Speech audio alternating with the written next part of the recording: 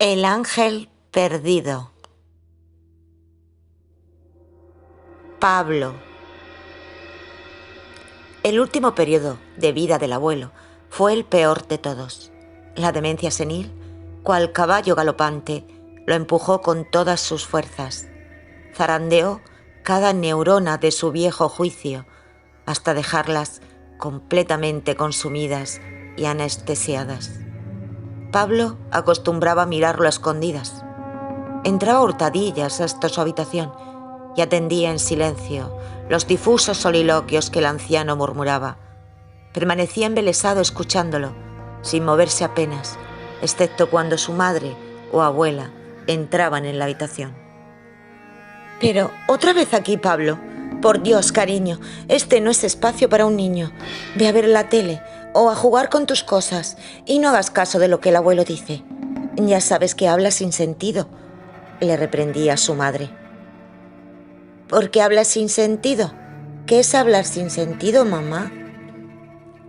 Su madre en ese preciso instante no sabía qué decir, así que se arrodillaba ante él, le cogía la carita muy dulcemente y le intentaba pinar con los dedos los trémulos rizos que le vestían el semblante. Cariño, el abuelo está muy enfermito y todo lo que dice carece de razón y lógica. ¿Lo entiendes, mi amor? No está bien como nosotros. Pablo se la quedaba mirando sin decir nada, poniendo carita de entender, pero sin saber realmente a qué se refería su madre. Pablo no pretendía parecer un chiquillo pequeño que no comprendía las cosas. Lo que más le contrariaba era la frase «son cosas de mayores». Precisamente por esa razón, se esforzaba en ser todo lo mayor que demandaba adivinar las cosas de mayores, si bien no lo lograra constantemente. Todo aconteció una de esas tardes en las que Pablo conseguía evadirse de su madre y abuela para dirigirse a la habitación del abuelo. Durante toda esa semana, las cosas de mayores eran más dificultosas de razonar que de costumbre. Pablo no alcanzaba a comprender por qué la abuela no cesaba de llorar y suspirar, ni por qué motivo sus padres se hallaban tan alterados. Por poco que hiciera, ¡hala!, ya estaba castigado. Esa semana el abuelo abandonó el sillón de siempre para incorporarse a una cama permanentemente. Hacía 2 días que se presentó una ambulancia con señores de indumentarias color blanco. Al abuelo le colocaron una máscara parecida a la de los cómics, pero más fachosa, y un aparato del que surgía considerable ruido. Pablo registró que mirar al abuelo le provocaba un cierto desasosiego, pero no alcanzaba a resistirse a ir a verlo. Al fin y al cabo, seguía siendo el abuelo. Entró en la habitación muy despacito. Saludó al abuelo como acostumbraba hacer siempre. «Hola, abuelo». Su voz invariablemente sonaba muy bajita. No pretendía que se enteraran que se hallaba allí. Pablo observó al abuelo. Estaba hablando, como de costumbre, pero ahora la presencia de la máscara anulaba considerablemente el sonido de sus palabras. Pablo se aproximó quedamente a su cama y comenzó a escuchar. «Todo es un ardid, sí, una trama, pero yo sé cómo hacerlo, sí, ahora ya lo sé. He visto la forma, sé lo que tengo que hacer, sí, lo sé todo. Saldré de esta quimera. Es fácil, muy fácil, sí». La voz del abuelo sonaba cada vez más frágil. De repente, su mano se dirigió hacia la máscara e intentó quitársela.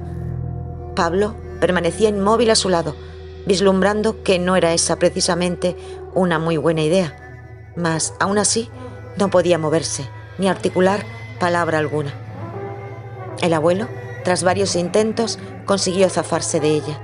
Su mirada se tornó hacia Pablo. Con un rápido movimiento de mano impropio de aquel longevo, lo asió fuertemente por el brazo. El niño quedó estático, con los ojos muy abiertos, a la expectativa de descubrir qué quería el abuelo de él. El abuelo lo miró fijamente, y Pablo reconoció en sus ojos que sabía quién era. «Pablo, escucha». Los labios del abuelo se allegaron mansamente al oído de Pablo. Cuando encontraron a Pablo, todavía seguía de pie, inmóvil al lado del abuelo. La mano inerte del abuelo seguía sujetándolo por el brazo. Los ojos de Pablo abiertos de par en par. Sin pestañear siquiera, no revelaban emoción alguna. Estaba ausente de aquel lugar. El silencio que invadía toda la habitación solo fue roto por el grito desgarrador de su madre cuando entró en ella. La madre. Habían transcurrido varios meses desde que el abuelo murió. El automatismo al que habían sido sometidos todo ese tiempo atrás con su presencia dependiente pasó a ser una atenuación en todos los aspectos familiares, que poco a poco se adecuaban a este nuevo perfil de vida. Los pensamientos de Sonia esa mañana iban de un extremo a otro. Esto se reflejaba en sus acciones, las cuales estaban llenas de una confusa desorganización. Mientras recogía los juegos del desayuno e intentaba poner orden en la cocina, su mente retornaba a Pablo. Desde que su suegro murió, el niño no había sido el mismo, por mucho que su marido le dijera que había que darle tiempo. Sonia instintivamente sabía que algo andaba mal en él. Sus sospechas no se debían a un hecho aislado o meramente anecdótico, sino más bien a una cadena perfectamente engranada de eventos que uno tras otro hacían que Sonia dedujera que Pablo dejó atrás una parte de él ese día. El médico que examinó a Pablo después del incidente relató que el niño se encontraba en un estado de shock, el cual iría remitiendo paulatinamente, y que lo corriente en estos casos era hacer una vida familiar normal, dándole todo el apoyo y cariño al que él estaba acostumbrado, sin más. Por este motivo, Carlos, su marido, era tan reticente a todos los comentarios que Sonia le hacía referente al cambio del niño. Según él, estaba llevando todo el asunto de una manera fuera de lugar. Si bien es cierto que Pablo estuvo sin hablar 2 días seguidos, pero como el médico predijo, encontró la forma de encauzar convenientemente el trauma sufrido y adaptarse de nuevo a su vida. Sonia no alcanzaba a comprender por qué Carlos le restaba tanta importancia a su preocupación. ¿Acaso él no era consciente de ese cambio?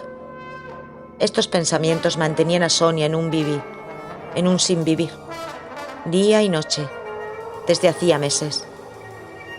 Pablo, hasta ahora, había sido un niño introvertido y algo retraído. Inició a hablar más tarde que los demás niños de su edad, bastante apocado para muchos temas que hasta ese momento formaban su mundo. Sonia sabía que era especial en muchos aspectos. Su dulzura y su encanto, su inocencia, pura y simple, le tenían robado su corazón, no porque fuera su retoño, sino porque su personalidad traspasaba a cualquiera que lo conociera. La primera luz de alarma se encendió en la mente de Sonia cuando, después de 2 días sin proferir ni una solitaria sílaba, le dijo: «Me encuentro perfectamente, mamá, no te preocupes». Su recelo no fue por las palabras en sí, sino al descubrir en su mirada algo, un vislumbre de reconocer automáticamente que no era la expresión cotidiana de sus ojos, algo que tal vez solo una madre no puede pasársele por alto. Desde ese día, su ansiedad iba en aumento. Lo observaba a escondidas. Los juegos que anteriormente eran su disfrute fueron dejados al olvido. La deficiente dicción que siempre había empleado fue sustituida por una declamación excelente. Su interés aumentó hacia cosas que jamás antes ni siquiera hubiera imaginado, como el hecho de suplir las series de dibujos por las noticias. La actitud tan cariñosa, innata en él, desapareció como por arte de magia. Sonia compartió todos estos hallazgos con su marido y con su suegra, pero no fueron acogidos con su misma perspectiva. Intentaron hacerle creer que eso era algo realmente positivo, que no se entreveía nada desconcertante en ello y que por supuesto se tranquilizara. Lejos de sosegarse, Sonia se abatió en una espiral de culpabilidad y enjuiciamiento. No sabía si ellos tenían razón, y era ella la equivocada, o si estaban ciegos ante la nueva personalidad de Pablo.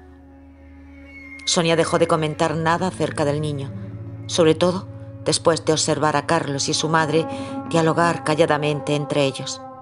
Si ella aparecía, cambiaban de tema. Estaba claro que no estaban de su lado y que el hecho mismo de expresarles sus temores los incomodaba. Ahora se arrepentía de haberles hecho partícipes de todo este sinsentido. Ella estaba segura de que ese niño no era su Pablo. Tan difícil era de entender. Le costaba horrores ejercer de madre con él, porque no sentía que lo fuera. Sonia no podía explicarles cómo lo sabía, pero era una certeza tan real que escapaba a cualquier duda, sobre todo después de haber oído la voz. Sí, ahora estaba feliz. La primera vez fue en un sueño. Pablo apareció ante ella, su Pablo, el verdadero, con sus ricitos dorados y su carita dulce, diciéndole cuánto la quería y que nunca la abandonaría. A partir de ese sueño, la voz de su Pablo siempre la acompañaba. Podía recurrir a él en cualquier momento, y la convicción de que era real la hacía enormemente feliz. Ya no le atañía que nadie la creyera. ¿Acaso importaba? El padre. Carlos llegó a casa a la misma hora de siempre. Como de costumbre, se dirigió a la cocina. Su cena, un plato tapado con papel de plata, lo esperaba en la mesa. Abrió la nevera y cogió un botellín de cerveza y unas aceitunas. Mientras disfrutaba de su aperitivo, un sentimiento de culpa e impotencia cruzó por su mente. ¿Cómo habían llegado a esta situación? Pero probablemente el trabajo lo había absorbido tanto que no fue consciente de lo que ocurría en casa. Puede que dejar todo en manos de Sonia, confiando que ella podría, con todo, no fue una buena idea. Tenía que haber estado más pendiente de todo, compartir más la responsabilidad, pero ahora ya era tarde. Se echaba en cara no haber sido de otra forma. Tal vez ahora todo sería diferente. La echaba de menos. La amaba. Solo quería lo mejor para ella. Después de la muerte de su padre, los acontecimientos en casa tomaron un giro inesperado. Carlos ahora reconocía que la presión a la que Sonia estuvo sometida durante toda esa época al cuidado de su padre, su madre, ocupándose de la casa y de la educación de Pablo, llegó a un límite. Tal vez se debió al estrés. Algo hizo que su cerebro hiciera clic. Sonia cambió completamente. Se obsesionó con Pablo, diciendo que no era él, cuando simplemente Pablo era un niño que estaba creciendo, madurando, en resumen, haciéndose mayor. Sonia, en su nebulosa razón, no lo entendió. Su madre y él tenían temor de lo que pudiera hacer Sonia con Pablo. Les producía miedo que lo cuidara, sobre todo al final, cuando hablaba sola, dialogando con alguien, el cual, en su imaginación, creía que era el verdadero Pablo. A Sonia le fue diagnosticada una esquizofrenia. De momento se encontraba recluida en una clínica. Carlos sabía que era lo mejor para ella. Únicamente esperaba que mejorara para volver a tenerla en casa. Esa tarde fue a verla. Sonia, abrazada a un muñeco de Pablo, estaba sentada en la cama. Su mirada opaca, más allá de este mundo, tal vez por la medicación a la que era sometida, se encontró con la suya. Carlos sintió una enorme tristeza. Le sonrió y le acarició la mejilla. Sonia le devolvió la sonrisa. Con una voz débil, a la par que pastosa, le dijo: «Amor, estás aquí. Qué bien que hayas venido. Pablo está aquí, a mi lado. Te está sonriendo. También él está contento. ¿Sabes? Él es mi ángel». Estaba perdido, pero yo lo encontré. Lo encontré. Él es mi ángel. Su imagen lo torturaba. Se sentía culpable irresponsable. No quería pensar. Confiaba en que Sonia pudiera algún día llevar una vida normal. Se dirigió a la habitación de Pablo. Lo observó. Dormía plácidamente. Sus delicados rizos brotaban por encima de la manta. Le dio un beso en la frente y salió de la habitación. La abuela. Pablo se levantó temprano, se vistió y preparó su mochila. Estaba haciéndose el desayuno cuando su abuela apareció en la cocina.